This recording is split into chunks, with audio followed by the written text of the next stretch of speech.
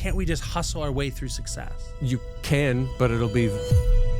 Meet Rob Gilbert, a self-made entrepreneur and business mentor who helps people build $100,000 a year coaching businesses without the hustle. I help people launch businesses that they love, grow businesses that they are passionate about, and do so in a way where they are excited to tell their friends and family, not just about the impact that they're having, but about the revenue that they're making. If you go down the path of building a business without that, or trying to be someone else, just know that it's inevitable that you're going to get somewhere that you hate. If you're going to do stuff you don't like with people you don't care for money, you just feel like a chump. What was the turning point for you that realized like that's not what you ultimately want?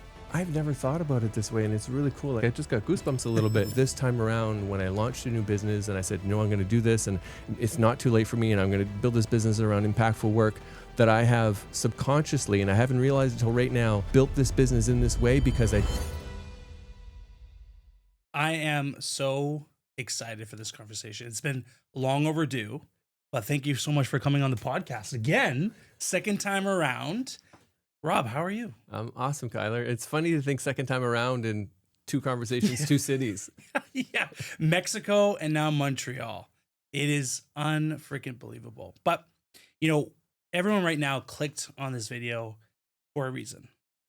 And while I was reading your book, something that came to mind was everyone goes into entrepreneurship for a reason. And yet 90% of businesses fail. And the 10% that do succeed struggle. They burnt out, misaligned, not having fun. Why do you think that is? Most of our training, indoctrination, is to set you up to be a really great employee. From public school, where you line up when the bell rings, and then the teacher tells you to go to your workstation, and then you have to sit silently at your workstation. Mm-hmm. And if you even want to go to the toilet, you got to raise your hand. And it was a system that was created a couple hundred years ago, I think in Austria, to create good factory workers, to take farmers and turn them into good factory workers. So between that schooling and so much of society which rewards conformity, the idea of, okay, now you have to figure out how to put a message out there. You have to figure out how to do client. You have to do things like sales, which feels awkward, or maybe you've had some bad sales experiences. There's just the amount of things you need to do and do well and figure out. And it's trial and error, it's risk, and it's counter to the way we've been trained. So I know you have a pretty awesome story that we're going to be diving deep, but why don't you just give us a little bit of cliff notes of like, what have you accomplished? What can you help people with during our next hour long conversation? I think for me to say, what have I accomplished? I have to give a little bit of backstory. We'll dive into details, but I think if I didn't give any backstory, it wouldn't be doing justice. So dropped out of high school, started my first business as a teenager. That business was a record label. I was a DJ, music producer, and record label owner. Toured with that. It was awesome. Did some incredible things. Played at Burning Man, played at Ultra Music Festival in Miami. Like I did the thing pretty damn fully.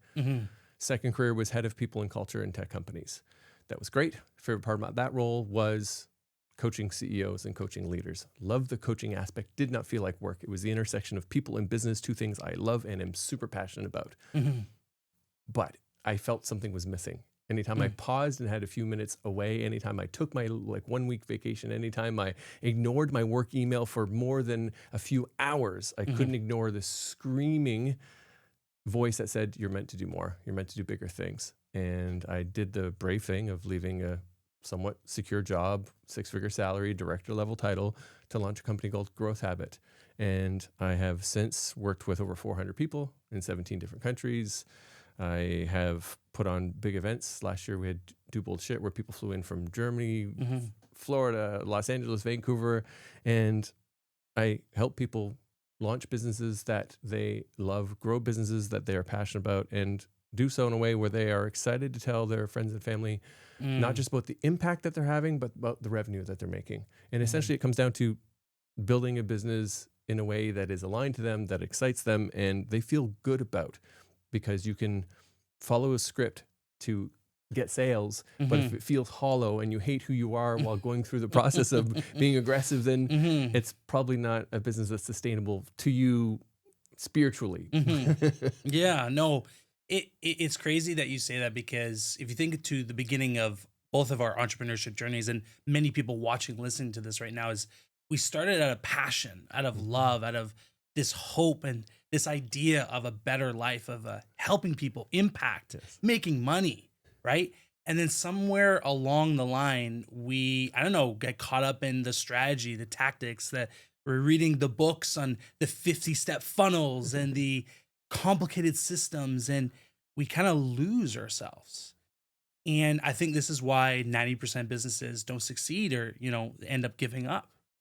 What do you find is stopping them from actually being the success, achieving the freedom and the impact that they desperately want?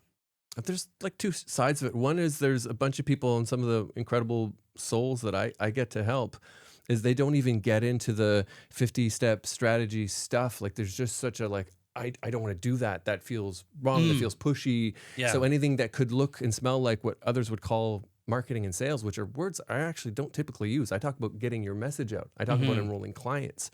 So they'll just all out avoid it. So that's one bucket of people. And then the other ones are what you were alluding to, which is okay, I need to do something, or else I'm going to have to go back to an office job. I need to do something, or this is going to fail. And then it is just following these scripts without pausing and thinking about, okay, well, what feels good for me? Could I do this long term? Sure, I can do this short term to maybe get some money through the door, but how's that going to feel? And the businesses that thrive and the ones that I love helping people with are anchored around the person, or anchored around your passions, around your values, around the way you see the world, around showing who you actually are as a human. So you're attracting people, clients who are drawn to that, so that yes, you get to do meaningful, impactful work, but it's with people that you're excited to see in your calendar. And they've become clients because of the building of a relationship, and the way you showed up genuinely as yourself, and the way you've built your business makes it easy for people to say hell yes, versus any kind of forced, aggressive want to work with me? Yes, I know that very well. Coming from a sales background, it was not fun. It was really not fun. And that message really resonates with me. I'm sure it resonates with a lot of people. That's what ultimately we want. We want to be attracted. We want to pull people in. We don't want to feel like we're pushing and persuading and all that stuff. So you said this maybe in a video, maybe in the book, but you said something around building a business around your life. And what came to my mind was all the advice I've heard from other gurus is well, no, you have to dedicate your life to your business. You have to hustle. So why can't we just hustle our way through success? You can, but it'll be only one sliver of success. It'll maybe only be the financial success, and the other buckets of your life and being will be empty. And then it's not sustainable. And there's some really incredible people that are saying those kinds of things. And some of them I've learned lots of stuff from, and I'm grateful for them being out there. But their goal is to build $1 billion business. They're pursuing a different goal. They maybe don't have kids. I've got 2 kids. They just, so if you just take someone else's guidance and the hustle and grind kind of no matter what, yeah, you can end up building a successful financial business, but it won't be successful. It won't be fulfilling. You'll end up hating it. You'll burn out. And then if you burn out and can't keep doing it, well, then you're back to where you were, but maybe worse off because you've burnt the hell out. So this is a very different approach. You watching YouTube, that's not the approach that many people are saying. And I'm sure there's a story behind how you came across that. Was there a moment in your journey that made you realize, because you had success, you talked about how you've hustled your way to success. What was the turning point for you that realized that's not what you ultimately want? I've never thought about it this way, and it's really cool. I think I just got goosebumps a little bit. And it goes back to the music stuff, because I got to a place where I was doing well and I was being paid well. And then there was this explosion of EDM in the late 2000s. And it meant that I was getting booked at different venues. So instead of me playing, venue X on a Thursday or Friday where there'd be a couple hundred people, I was now being booked at the new big nightclub in town and being offered double or triple. However, the people who showed up there just wanted to hear pop EDM hits, didn't necessarily know who I was. And then I found myself playing music I didn't like, for people I didn't feel connected to, for money. And the way that I solved that was I drank more. And the way, and then once I started drinking more, then I really didn't like who I was. I didn't like the person in the mirror. And at the end of my music journey, I was so far out of alignment with who I was and who I knew I meant to be that I fucking hated myself. Like nearly took my life. Like I went to the darkest, deepest edge with that. And I think that scared me. So this time around, when I launched a new business and I said, no, I'm going to do this and it's not too late for me and I'm going to build this business around impactful work, that I have subconsciously, and I haven't realized until right now, built this business in this way because I did not want to get back to that place that I was 12 years ago with music, 15 years ago with music. So you're chasing money, and the result of you chasing money developed habits that you didn't like about yourself.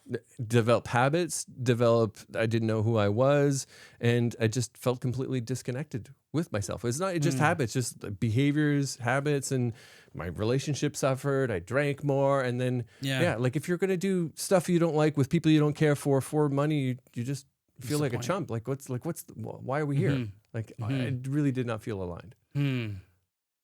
So I'm sure a lot of people are feeling this way. Maybe they're not drinking, maybe they are, but they're feeling alone. They're feeling trapped in a business that they created. How do we get out of this hole that we dug ourselves? Do you have any stories that you can share? Maybe talk about how you started that journey, started to wake up and get into alignment.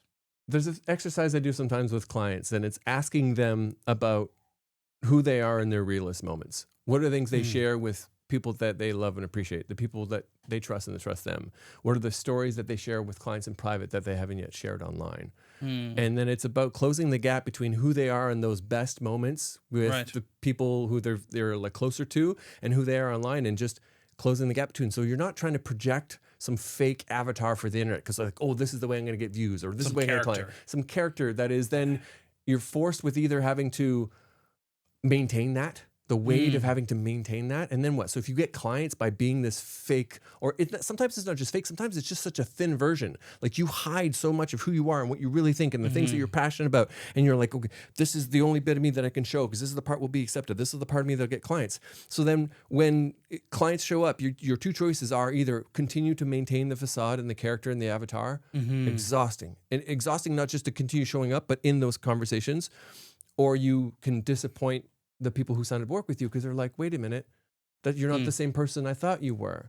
So I often say it is like someone shouldn't have to have 2 Zoom calls with you to find out that you really love cats and that you hate dogs and that you're really passionate about this kind of music and not the other. And that just who you are, like what's important to you and your willingness to scare some people away. And that goes back to the conformity thing that I was ranting about earlier about schools, is that we've been trained to pursue conformity and get the teachers permission and to not stick our head out because we'll get our head cut off. Then it shows up the same way with how you show up in your business, but you want to turn people away. Like I intentionally put out pieces of content that I know like this is going to make some people unfollow me. This is going to make some people cancel calls with me. And better for you to do it publicly than to do some song and dance and have the person waste their time in yours and realize that you're not a good fit for each other. Just like dating. Not everyone's meant to be compatible.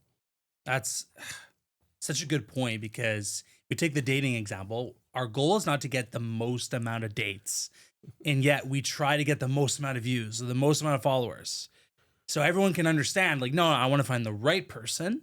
I just don't want to go on a lot of dates. And maybe some people do, you teach your own, but most of us want to find the right person. And I think that's what you're talking about. It's not chasing after the vanity metrics that we all, have fallen to and want. And we are actually chasing the right client, the right person that you want to spend your time and energy with, and you feel more impactful helping them, right?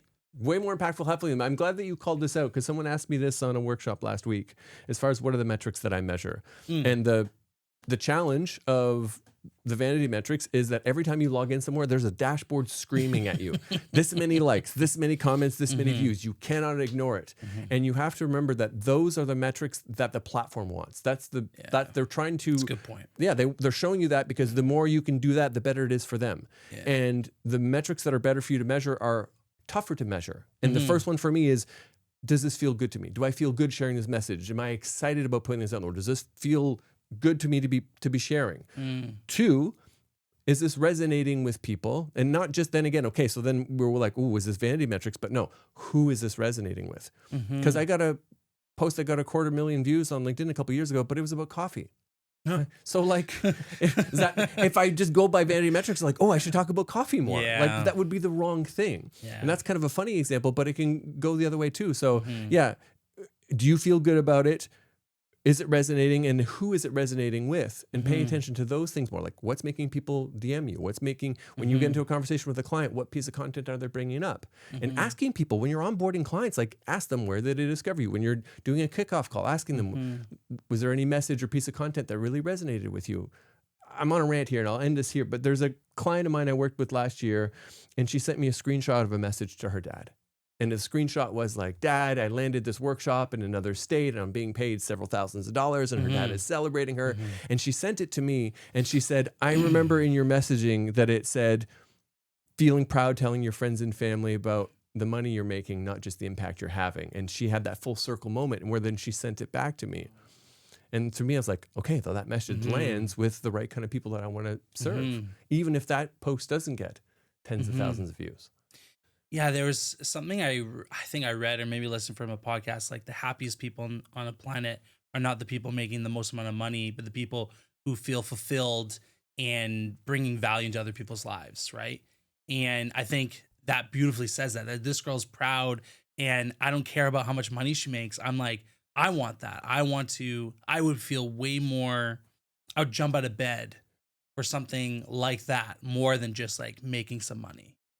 And some people are not driven by that, but to your point, we're trying to find our tribe, right? Our vibe attracts a tribe, as the famous quote goes.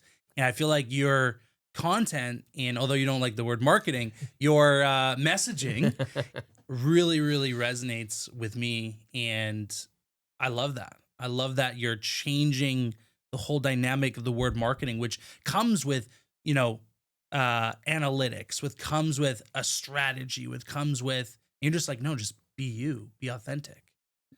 So how can we lean into that? How can we be more authentic online when we grew up in this world, as you said, where we are designed to be a shadow, designed to be a white sheep? How do we be our black sheep? How do we stand out? Is there any type of advice or stories that you have to share about that? Well, I think about the people that I serve and these incredible coaches who are doing this work about helping their clients become the most realist, truest version of themselves, about drawing boundaries, about showing up more powerfully at work, in their health, in their relationships, in their careers, etc. And it's the same thing, but just being willing to do it publicly. So it's cool that you've started to sort your house out internally, and that you're speaking your mind, your relationship, and that you're putting yourself first in your career and all these other things.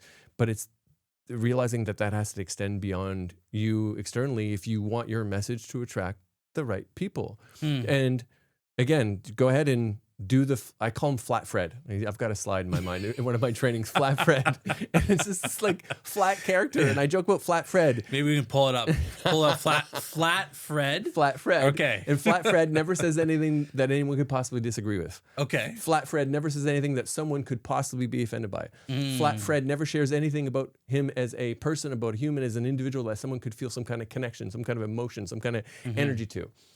Flat Fred struggles to attract people because he is ensuring that he is so vanilla and sanitized.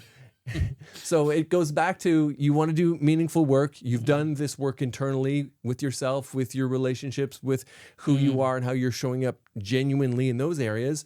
It's the same thing externally. And if you go down the path of building a business without that, or trying to be someone else, just know that it's inevitable that you're going to get somewhere that you hate. And it's fun because when I get testimonials from clients, I got screenshots for days. 14K last month, 20K new clients, I've got my 100K year.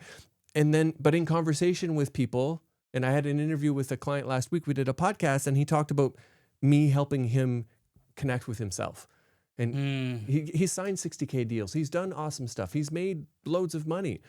But the part that he iterated and emphasized the most in the testimonial was helping get back to who he was and realizing it was okay to show up himself. And it starts with accepting who you are, and then being willing, I'm going to put that out in the world, whether everyone loves me or not. And there's a an image, and it's probably like an Instagram post I saw somewhere, and I think of it, and it's like one of those billboard quotes, and it says, stop trying to get everyone to like you. You don't even like everyone. Oof. Wow, that's powerful. I love that. It's so true. Yes. Holy cow. Yes. You don't like everyone, so not everyone's going to like you. And that's okay. Yeah. So, and then maybe the last piece from a practical point of view is just stop judging people. Stop judging others. If like find a reason. I'm in this habit right now where I'm in public and I see someone in old me used to be like, oh, I can't believe he's wearing that shirt or those boots. What like the nose looks funny. Like just bullshit. It's just stupid shit that my brain would go to. Or like sometimes it'd be like, oh, that reminds me of this person. That person was a bit of an asshole to me in that job. Like, but now I see someone and I'm like, find something you like about them. Find something to be grateful for. And it's a muscle. It took time. And I still, if I'm tired, if I'm hungry, I'll revert back to judgmental Rob. But I find myself, if I'm practicing this little exercise of finding something to appreciate and like about every human I interact with, then I'm way less worried about the judgment of others because I am not judging others. What I love about what we're talking about here is less about this, what we see across YouTube, the secret strategy, the how-to. People are looking externally for an internal problem that you are relating, talking about here. That the real thing is actually going, in your words, in alignment, right? Alignment with who you want to serve, how you want to help, how do you want to live. And so you're helping these entrepreneurs design a business around how they want to live, which is such a cool concept, which I think ultimately is why we got into business, right? Now, you wrote a book and you talk a lot about your journey and getting into where you are today. I'd love you to talk more about this, why you wrote the book, what was the purpose behind it? Because, you don't have to write a book. So there has to be a lot of drive for you, a lot of reasons behind it. But I would love for you to share more about your book and what made you want to start this? What made you want to write this? It's funny because it started with content on LinkedIn. And I've been sharing consistently on LinkedIn for 6 years. And anytime I shared a story about difficult situations I went through, problems I overcame, crazy stuff that I experienced, those stories really resonated. And it wasn't just likes and comments, but it was the DMs and people saying, thank you. And it's good to know that I'm not alone. And it's nice to know I'm not the only one. And my partner, Melissa, said, what if you made a book? What if you made a book that was a collection of stories? And then I thought about other books out there where there are collections of stories and how it's fun to consume and you can deliver a message. And I'd never intended my first book to be a memoir of sorts, but it turned out that way. And so then I made a challenge for myself. I said I was going to write the first draft of my book in 45 days. And I did 2 crazy things to ensure that I would do it. One is I hired a book coach and mentor and paid them a lot of money to hold me accountable. We had deadlines and stuff. And the other thing is I declared it publicly. Like I have this simple strategy. We talked earlier about all these strategies, and I have frameworks, I have tools, and I have things that I work with people on. But the simplest framework that I revert back to all the time is do bullshit that scares you, learn as you go, share what you're learning to help others, repeat. Like that's what I think too. So when I was writing the book, I thought, okay, I'm going to declare this publicly. I said, I'm writing a book, goals in first draft in 45 days. I want you to hold me accountable, check in with me. People DM'd me. People were like, hey, I haven't heard you update about the book recently. And I wrote it. I wrote it in 43 days. And I'm proud of it. The number one piece of feedback I get from people beyond like nice things about it being inspiring, whatever, but by far is I couldn't put it down. I read the whole thing in one sitting. I made the mistake of starting to read it on a red-eye flight, didn't sleep at all. I read it in one weekend. Like I have dozens and dozens and dozens of examples of this, which is really cool because it's been out for 3 years and people are still enjoying it, and it's delivering a message of possibility. Because the subtitle, which you maybe can't see here, it's Die Before They Do, From Selling Drugs to Lunch with Jim Carrey, Stories of Struggle, Near-Death Experiences, and Creating a Life with Meaning. What do you think that means, creating a life with meaning? It goes back to a lot of stuff that we're chatting about as far as you feeling good, you feeling like you're making an impact, you feel like you're making a difference. And it's wild to see how much things have shifted there because I'm closer to 50 than I am to 40 at this point. And you look good. Thank you. It's because my partner makes me moisturize. Little hack. It's probably actually had that, but I meditate most days. I haven't had a drink in 11 years, and I spent a lot of time in gratitude. I think those definitely help. But for a long time, I saw what was possible. I saw the model people fell into. I kind of saw the trap is that there was a lot of jobs that were promising security. There's a lot of places where you could get a pension. And there was all of these fixings that made it attractive for you to do work that you didn't necessarily feel meaning attached to. You didn't feel like it lit you up. You didn't feel like you're making a difference because, well, some security, some pension. That has fallen away. The idea that there's jobs that there's security are near non-existent. So it's really awesome now to see the shift that I'm seeing as a society towards the younger people really want to do something where they feel like I matter. Even if I'm just impacting one singular person, I know that I matter. And I think that's it. We're here for a blip. Our life passes by quickly. So for me, a life with meaning is using your gifts. It lights you up. You're excited when you think about it, talk about it, and are doing it. And if your life was taken care of, you'd probably do it for free. Was this some of the reasons why you want to write this book? For me, it was maybe, yes. I think there's a thread of everything I've done, because I've switched my focus a few times in my career, especially since I got into the coaching and now business mentoring thing, where it was like, okay, is this using my gifts? Is this helping other people? But there's been this thread as far as showing other people that they can rewrite who they are. And showing people a possibility. And I felt with the book, especially when the stories hit, I was like, yeah, this is telling people that there's another possibility. It's giving people hope. And it's allowing people to see that you can completely rewrite who you are. Because I have fully rewritten who I am at least 2 or 3 times. And that's what the book shows. And I think if that's one message that I can leave on this planet, then I think that's a message I feel good about. Someone asked me recently, like if I passed away, and I was able to say like, yeah, if I leave here today and I get hit by a bus, hopefully not, I feel good.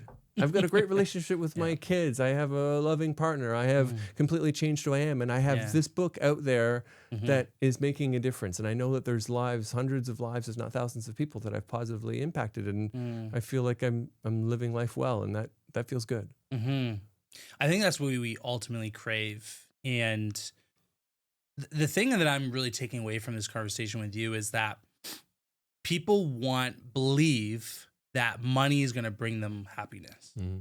And ultimately what you're saying is if you chase money, you will do the wrong things and actually not give you a happy life. It is the opposite of what money can give you security. There's a lot of things that money can do for sure. But if you chase after it versus if you actually chase after purpose, passion, impact, right? Money will come to you. Money will energetically come to you because you're doing the thing that you want to do, and people want to be around those who are loving what they do, right? If someone's hating their job, I don't want to work with you. I don't want to be with you. I don't want to look, you know what I mean? It's like this guy or girl hates what they do. I'm not going to want to work with them. So that's really what I'm really taking away from this and from the book is amazing stories of hope, right? A new perspective of don't chase the money, chase the dream, and the money will come. Chase the dream, but know that you need some intention and some strategy around it. This is a great leaping point to go into something else, because one of the things that's said to me most frequently by clients is they didn't feel like I was trying to sell them. And they want to learn how to build a business where people are saying yes to work with them, and it feels the way they felt in the enrollment process with me. And it felt natural. It felt organic. I've got tons of messages from people like that.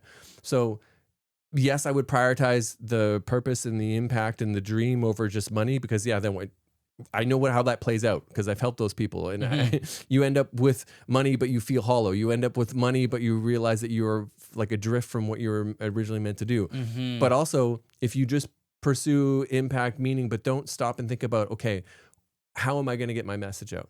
How am I going to create offers that people want to say yes to? How am I going to make it easy for someone to go from not knowing who I am to wanting to work with me? How am I doing enrollment conversations in a way that feels empowering, feels organic, feels awesome, so people say like, yes, I'm in?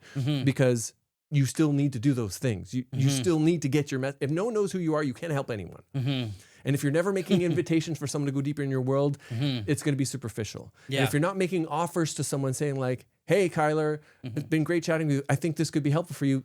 It's like you you can throw a birthday party, but if you don't send out invitations, no one's fucking coming.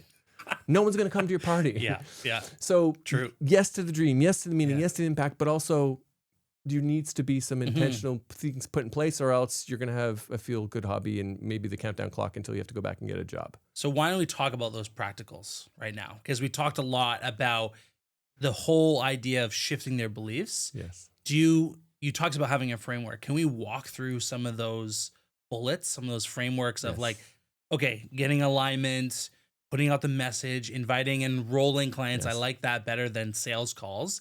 And you talked about, not selling your soul. So let's walk through some of that process right now. Awesome. So it's fun because a bunch of the stuff we spoke about right now is around messaging. And the first component is magnetic messaging. And magnetic messaging is messaging that is built around who you are as an actual human. It's based around attracting the people that you are excited and want to spend time with. It's about showing your true self and sharing that in a way that people say, like, I just want some of that. Like, I want to be around you. I want to be in your energy. I've got a folder full of screenshots that say things like, if I wasn't reading this in my feed, I thought you wrote this just about me. Or I feel like I manifested your words. And your ability when you have a magnetic message is that you make people feel so seen and heard that they assume, there's a quote, let's see if I don't butcher it. And when you can articulate someone's pains and problems better than they can, they assume that you have the solution. Yeah. So that's the key part. And earlier I joked about I have a picture of a slide in my head. I have another picture of a slide for this year because I have this slide that I use all the time, and it's a poop emoji with a megaphone. Because if Throw it up here. because if you don't dial in your messaging and you do something like start running ads, and you do something like, I'm just going to post every day now, instead that's how I'm going to get clients, or I'm going to hire an agency to help do some stuff, or I'm going to do cold outreach. And if you don't first dial in your messaging, you're just turning up the volume on stuff that doesn't work. You're amplifying shit. That's what the slide is about. It's amplifying shit. Yeah. So I could rant about this for a long time, but that's cornerstone number one, and it's magnetic messaging. And then from there, we build on top of that.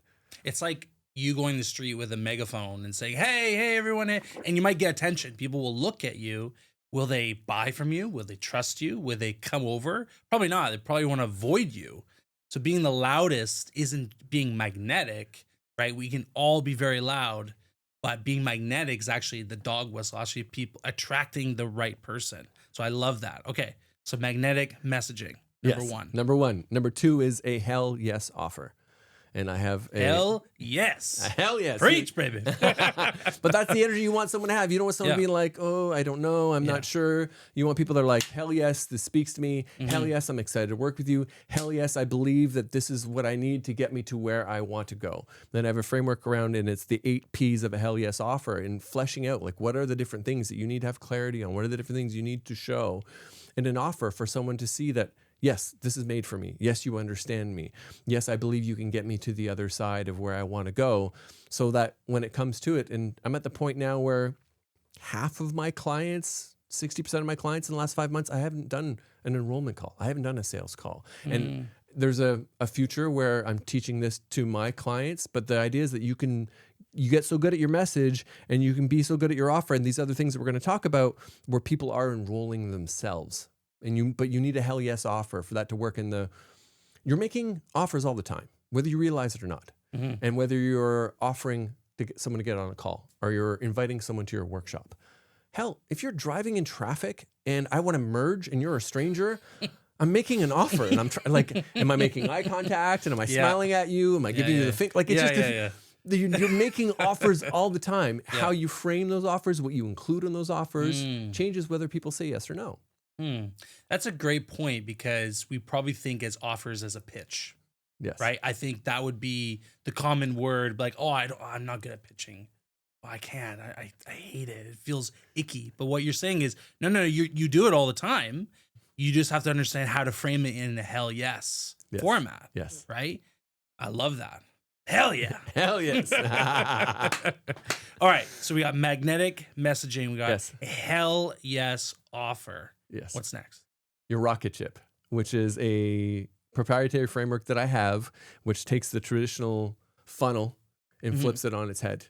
And the idea of a funnel was like creating this journey where, you get people in and then you kind of push them down through the different layers.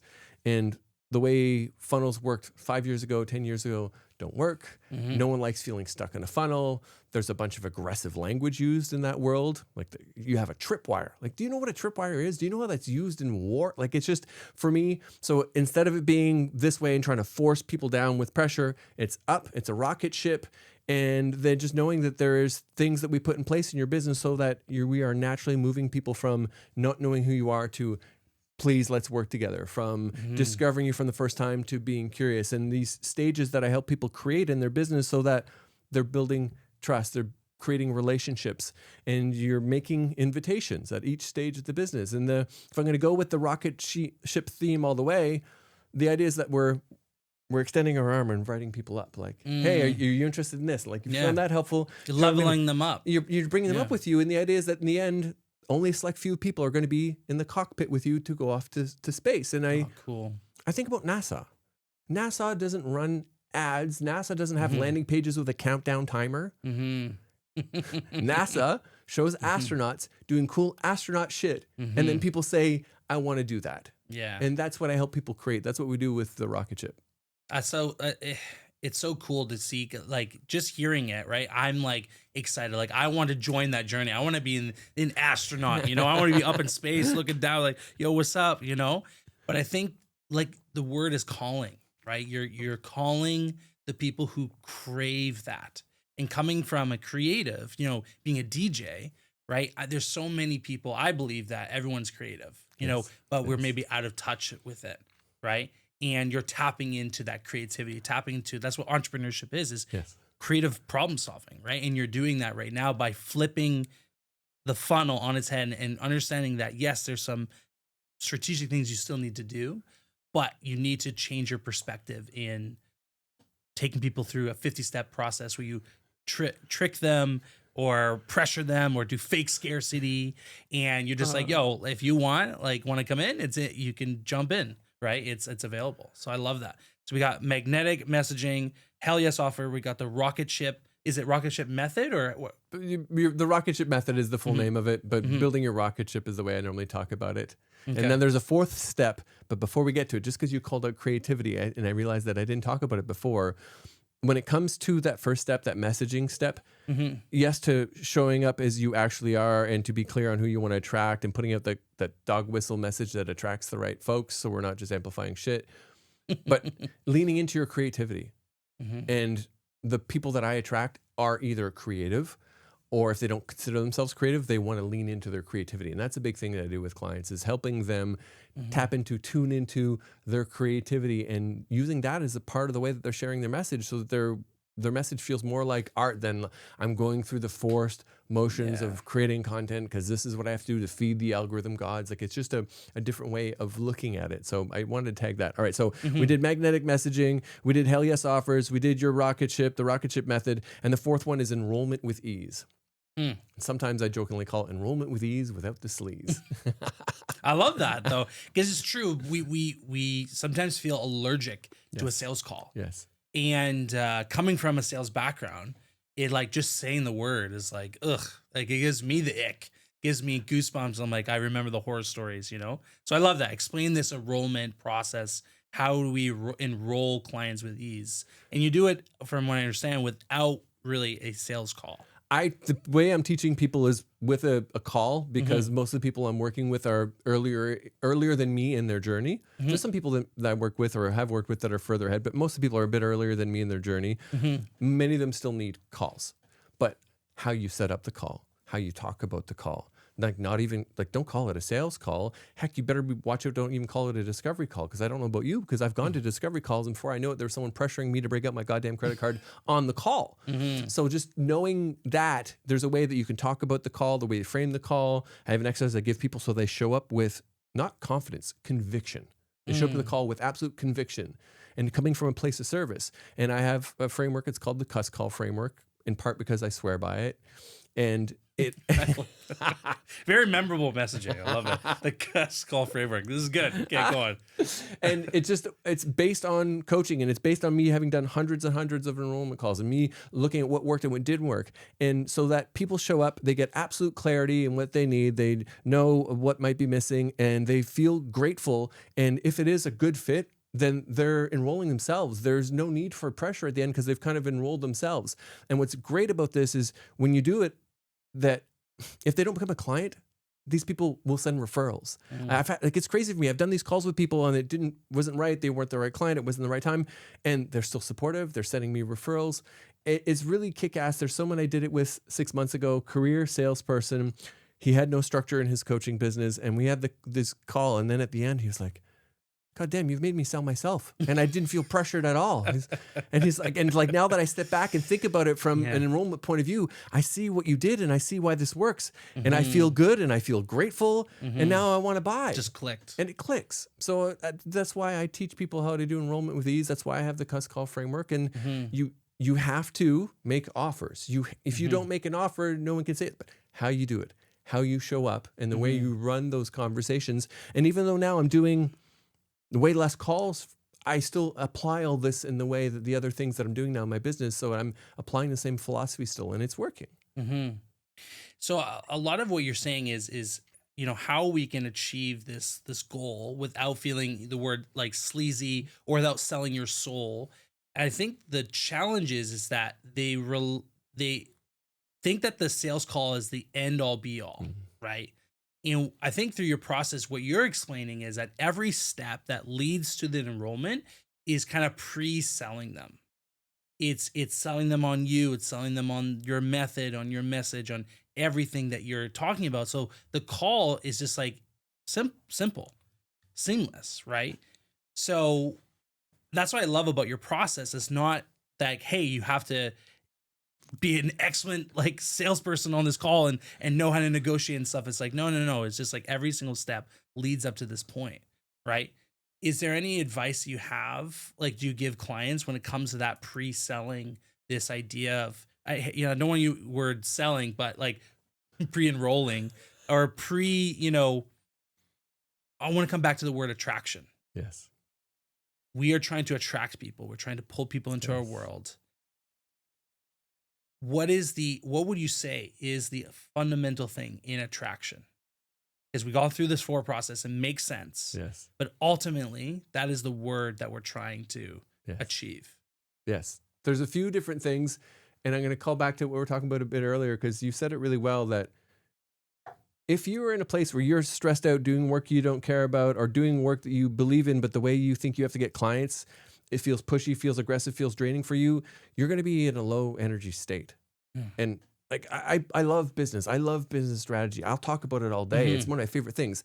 And I have my level 1 Reiki, and I meditate every day. And I know that there's an invisible thread that connects all living things. So if you are vibrating in a low level of energy, you're not going to attract people. So that stuff with being clear on who your message is for and showing up as yourself will do a big thing. But then, and it's part of the kind of the rocket ship method, as part of my messaging strategy that I teach people, is you do need to allow people to get to know you. Like, if you're selling coaching and it's thousands of dollars, and this person, for them to get their outcome, needs to create trust with you, where they're talking to you about the things that they screwed up, their biggest fears, the ways they hesitated. Well, you need some connection. And if you're pretending your shit don't stink, if you're pretending you've never made mistakes, if you forget it. So allowing people to get to know who you are, what you've done, how you've learned the lessons that you've learned, to your approach. Like, what is your philosophy? What is your approach? Even if you're just doing coaching calls where you're asking people questions, like, there's some things that you believe in. There's some things in the industry that maybe don't align with you. Talking about your process and your approach. And if you get to a point where you have a framework, great, start to share it and talk about it so people familiarize themselves with it. There's a psychological phenomenon where people associate trust with things that are familiar. And the real estate agents have known this for decades, which is why their face is on billboards and stuff all the time, because for real estate agents, people are often making one of the biggest purchases of their lives. And if this is a random stranger and I just have to go by, she has a nice haircut and she's wearing a nice suit, like, you might, familiarity breeds trust. So there's the getting to know you, how you got there, getting to know your approach and your frameworks. And thirdly, showing that your stuff works. Being willing to show some authority, being willing to show client testimonials. I jokingly say, like, show your shit works. And if any one of those things is missing, then you're making it hard for me to lean in. You're making it hard for me to enroll myself. You're making it hard for me to be curious, excited, and feel like you might be the right person for me. So cool. I freaking love it. I'm just like taking it all in. Like, it is so undervalued what you're talking about, and it's very overlooked. And it's the inner work that you're saying that really, really will help you achieve what you ultimately want. So I want to talk about some more bottlenecks that you see clients facing. I want to get back to the practical. Is there anything else that comes to mind what else is stopping these entrepreneurs, these people who maybe are in a 9 to 5, who want to start entrepreneurship, overthinking, is there something that comes to mind that is like really, really stopping them? The first thing that comes to mind is less about people that are earlier in their journey and more about something you just mentioned. We're just talking about the framework for people to enroll themselves. And there's people that have got a couple of clients and they know they're a good coach and they are like, okay, I need to figure out a way to do this so I can start attracting clients. But then they hesitate at sharing social proof. They hesitate at showing a testimonial. They don't want to show, and it's the same kind of thing where like, I don't want to feel pushy. I don't want to feel salesy. And I'm in the spotlight. I'm in the spotlight. I don't feel like I'm bragging. I don't feel like I'm pumping up my chest. And just knowing that this is going to give people hope. It shows people what's possible. And it goes back to what we were talking about earlier about giving people hope. And if you're showing, hey, this client was really stuck here, was judging themselves about that, and now look, here they are, and they're feeling really awesome. So not only have they achieved X, but they feel great and confident about it. You're giving people hope. You're showing people possibility. So not only do you need it in your business to be able to enroll clients, you got to be willing to show that and showcase it. And damn, you should be proud. You should be proud of it. But you're actually doing a service by showing people what's possible. And that's definitely a bottleneck. So the stuff we're talking about earlier, I have to help people, like it's okay to show up yourself. It's okay to put out stuff that people might disagree with, all that. But then later in the journey, you got to make invitations. You have to make offers. No offers, no enrollments. And you have to be willing to, like if you've worked with CEOs, talk about it. If you've worked with people in 3 different countries, talk about it. If you've, anything that you've done or accomplished, like, show it. If you've been on podcasts, show it. If you've been on stage, show it. And if you have clients that you're serving and they're having awesome results, talk about it. Share the stories. Go ahead and change the names and make it anonymous if you need to so that the people are keeping their anonymity. But you have to be willing to share that and show that, or it's really tough because you go on LinkedIn, you search for leadership coach, I think 4 million. 4 million fucking leadership coaches come up. How are you going to stand out if you're not willing to show who you are, if you're not willing to show people what's possible? Those parts are critical. I want to talk about leadership for a second because everything you're saying, to me, that is the word that you're helping people with, is stepping into leadership. Because what is a leader? Is actually standing with what you believe, not being apologetic. Some people don't like you. Some people love you. And you're stepping into helping people. It's not, there are bosses and there's leaders. What do you feel is the defining characteristics of a leader? And how can we put this into our business and into our life? Because that to me is what you're helping people with and how I would define, there's a lot of other terms with it, but you're helping people step into leadership in their life and their business. Oh, this is cool. I'm glad you brought it to that because the people that I really feel called to serve, and I've started calling them natural leaders, and they are people who were leaders in the workplaces, in their peer groups before they ever heard the word coach. Like they were coaching before they even really thought about what a coach is. Right. And because of that, when they step into their business, it's easy for them to attract their first clients because people in their peer group see them as a leader already. Right. And for me, leadership, 2 things come to mind immediately. One is this willingness to go first. One is this willingness to take risk. One is the willingness to step out on an edge where other people aren't willing to. And the other part is willing to own your mistakes and willing to be humble. And if I think about messaging that really speaks to people, it's someone's being bold and brave. Like my event's called Do Bold Shit for a reason, because if you see someone who's doing bold and brave, that's like, wow, I can't believe they did that. That fires you. Even if you have no interest in doing that thing, you're like, holy shit, like look at them. Like that's inspiring, that's calling, that really lights you up. But also willingness to say that I've tried these things and they didn't work out. Willing to say like, yeah, right.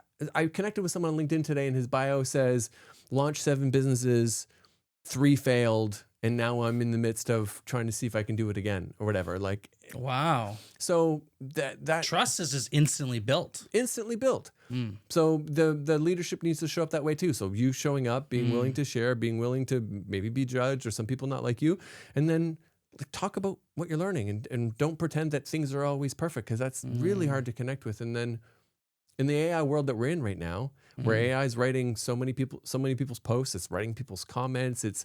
We're at a place where probably in the next talking to AI. yeah, like your AI is commenting with someone else's AI.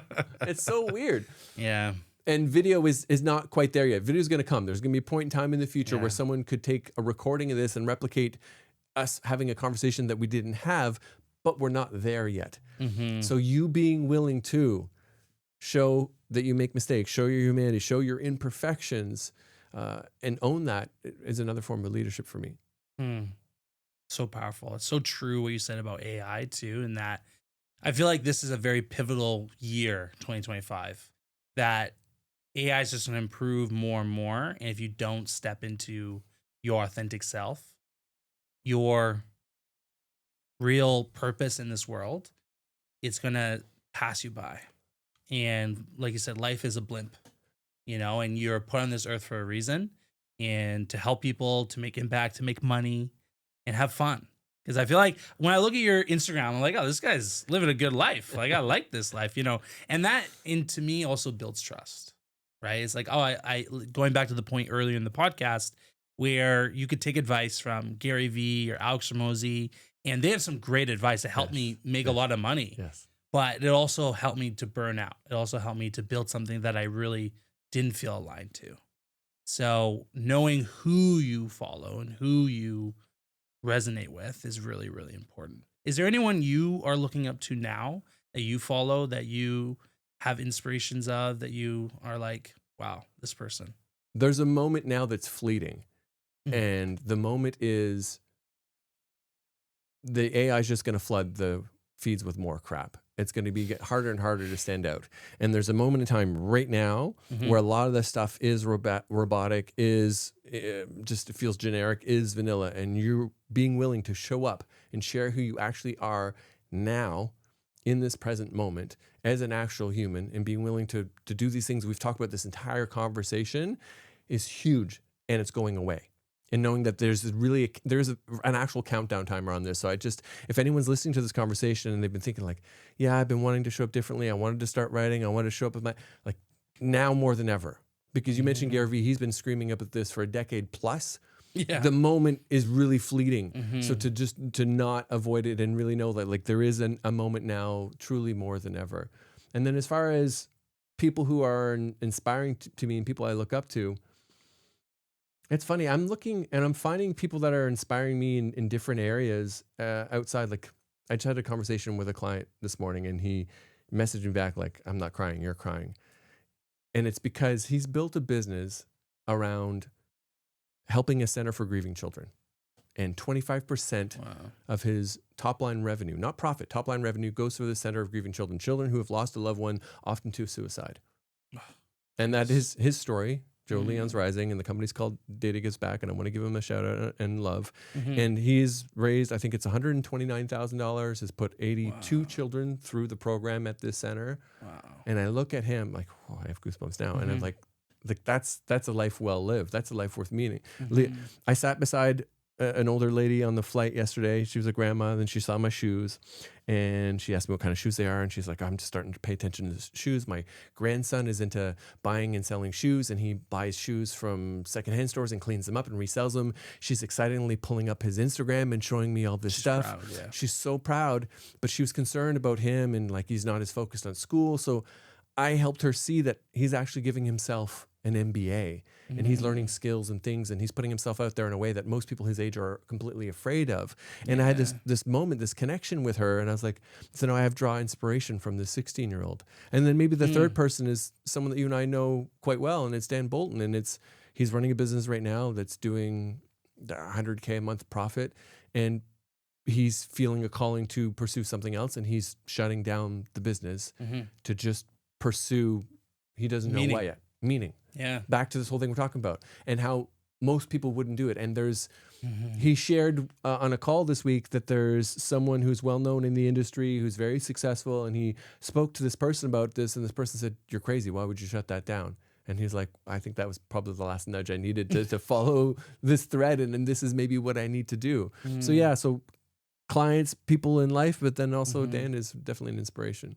I love that you brought up a 16-year-old is giving you inspiration, because it's not just from someone who's ahead of you in quotations, making more money, right? It is anyone that is doing something that lights you up, right? Yes. That sparks your creativity. It sparks the leadership, that sparks like, oh yeah, that's who I'm here to serve. That's what I'm really meant to do. So I love this conversation. Is there anything that is you're feeling calling to talk about that you want to bring up based on our conversation that you want the audience right now to listen and watch?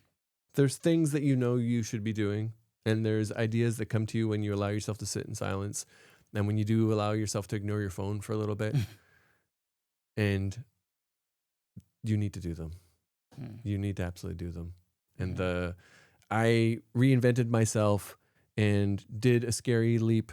And I was in my 40s with 2 kids and a mortgage, and I thought it was too late, and I'd already been through all sides of ups and downs, and I've done it. And I'm a high school dropout, and I'm succeeding in a way I didn't think it was possible. And I see day in and day out the difference between the people who listen to the voices, listen to the nudges, and act on them. And even if that initially doesn't succeed, you feel good because you're like, I made the attempt. And that moves you a little bit closer towards what else is possible. Other doors open up. Like you taking that one step opens up 3 new possible doors that are simply not there right now. And your clients are not in your head. The impact you want is not in your head. The meaning you crave is not in your head. You need to put you and your message out there. You need to put you and your energy out there. You need to invest in yourself in a new way. And I don't just mean like money. Money is great. But it might be time. Like, are you going to start saying no to certain friendships and relationships that are draining to spend time on your creativity? Are you going to say no to watching another Netflix series and instead spend time on building your business? Are you going to choose to spend your time and your energy in a way, and that's what I mean by investing, like truly invest, because there's a tribe, and they talk about the little hunger and the big hunger, and I don't remember what tribe it is, but the little hunger is food. The little hunger is I'm hungry. The big hunger is what we've been talking about, which is meaning. And if we don't have meaning, if we don't feel meaning, if we don't feel we're contributing, then we are missing the big hunger. That's huge. I love that. How I like to finish a lot of these is so oftentimes we get sucked into YouTube, right? We get sucked into TikTok. We're like, oh, that was a great podcast. Let me watch another one, right? And I always like to end on something of action, right? Because we will never amount to anything without action. Action is everything. What action do you want the listeners and watchers to take? One action, one singular action that will move the needle and get them closer to where they want to go. It's killing me to not give you 2 because I want to give 2 for 2 different kinds of listeners. 2. But they're for different people, so I don't feel like it's truly cheating. For anyone who's just listening who maybe isn't a coach, an aspiring coach, or doesn't have a coaching business, it's back to what I just said, and it's taking some unplugged time. It's taking some time away from your devices, taking some time away from the screens, and sitting and just writing out. What are the nudges? What are the whispers? What are the things that you keep thinking about? What are the things that you've been avoiding? And getting that all out and make a commitment to yourself to start working through that list. And then for anyone who is a coach or who's building a coaching business, who's in the midst of trying to build a business with meaning, is to think about that framework that we've laid out and evaluate yourself. Like, are you putting out magnetic messaging right now that is truly you, that you are proud of, that is speaking powerfully to one particular group of people, that is leveraging your creativity? Rate yourself. 1, 2, 10, you cannot choose 7. 7 is cop out. 7 is a cheating answer. But if you say an 8 or 6, you know where you're at. 2, hell yes offer. Do you have a clear, compelling offer right now that is easy for people to say, hell yes, I want this. Hell yes, I'm in. That when you share it with people, people are excited and it's an easy yes for them. Do you have that right now? 1 to 10, can't choose 7. Rate yourself. 3rd, do you have a way for people to go from stranger to client? Do you have an intentional journey that you've created in your business that allows people to discover you and then to work their way to the point where they're saying, I want to work with you? rate yourself 1 to 10, no 7s. And then lastly, when it comes to enrollment, do you have a way to do enrollment that feels good for you, that feels aligned to you, that people feel great on the receiving end of, and makes it easy for them to say, yes, I'm in, let's do this. And again, rate yourself honestly, give yourself a 1 to 10 and go through that, and you'll have an idea of where you need to focus and where you maybe need to spend some time and some energy. I love that. Both are clarity, right? Is getting clear. Clarity is the GPS to your dream life, to your dream destination.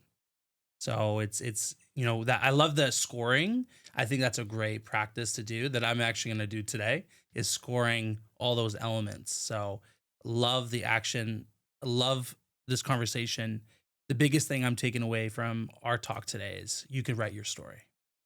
It doesn't matter how many F-ups you've had in your life. You can write your story and it can start today. That would be my action. Rewrite your story. Thank you so much for coming on the podcast. Let people know where they can find you, learn more about you. So you can find me, LinkedIn is my main online hang. That's where I spend the most time online. I moonlight a bit on Instagram. I've been posting a bit more to LinkedIn. I'm in the habits of, I've been posting more on YouTube. I'm in the habit now of posting regularly on YouTube. So those are the main places. And if you really want to go, like, I want to get into Rob's world, growthhabit.org. Growthhabit.org. There's free resources there. I publish a free awesome newsletter full of kick-ass stuff. There's lots for you to check out there. All the links will be down in the description. Thank you guys so much, and we'll see you guys next week. Peace.